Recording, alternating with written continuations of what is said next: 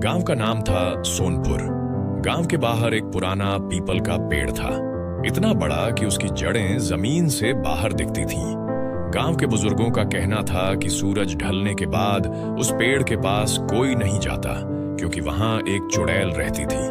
लोग कहते थे कि वह चुड़ैल सफेद साड़ी पहनती है, उसके बाल बहुत लंबे हैं और उसके पैर जमीन को छूते ही नहीं। लेकिन बच्चों को ये बातें सिर्फ कहानियां लगती थीं। इन्हीं बच्चों में से एक था राहुल, जो काफी निडर था।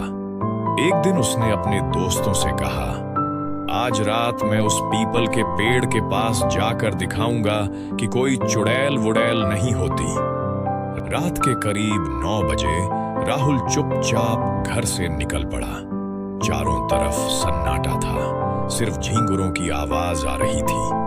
चांद आधा छुपा हुआ था और हल्की हवा चल रही थी। जैसे ही वह पीपल के पेड़ के पास पहुंचा, उसे अचानक घुंघरुओं की आवाज सुनाई दी। छन छन छन। राहुल का दिल तेज धड़कने लगा, लेकिन उसने हिम्मत नहीं हारी। तभी उसने देखा, पेड़ की एक मोटी डाल से कोई झूल रहा था। सफेद साड़ी, खुले बाल और चेहरा झुका हुआ। राहुल ने डरते डरते कहा, कौन है वहां? अचानक उस औरत ने धीरे धीरे अपना सिर उठाया। उसकी आंखें असामान्य रूप से चमक रही थीं और होठों पर हल्की मुस्कान थी। तुम मुझे ढूंढने आए हो? उसकी आवाज बहुत ठंडी थी। राहुल पीछे हटने लगा, लेकिन उसके पैर जैसे जमीन से चिपक गए हों।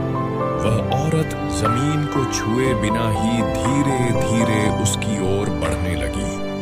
तभी पास से किसी ने जोर से चिल्लाया, राहुल भागो!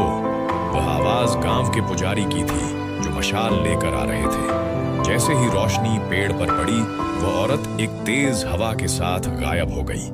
पुजारी ने राहुल को पकड़ा और बोले, बेटा, यह चुड़ैल किसी को नुकसान नहीं पहुंचाती, लेकिन जो उसका मजाक उड़ाता है, उसे डराकर सबक सिखाती है। अगले दिन पूरे गांव को पता चल गया कि राहुल जिंदा लौट आया। उस दिन के बाद किसी ने उस पीपल के पेड़ के पास जाने की हिम्मत नहीं की। और राहुल, वह आज भी कहता है कि कभी कभी रात में उसे वही घुंघरुओं की आवाज सुनाई देती है, जैसे चुड़ैल अब भी वहां है, इंतजार में।